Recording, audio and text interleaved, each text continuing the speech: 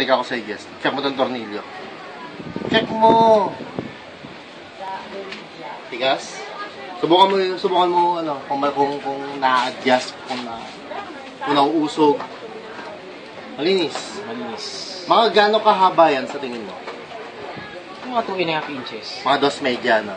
Mga 2.5. Solid yan, no? Diba? Solid yan. Solid. Ito, yung nut. Check mo rin yung nut.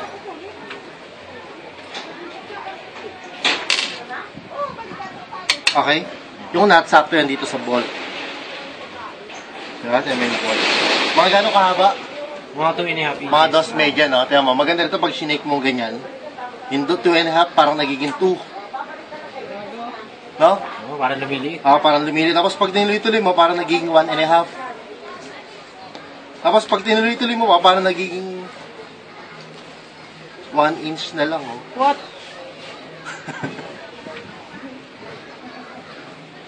Nagabanat yan.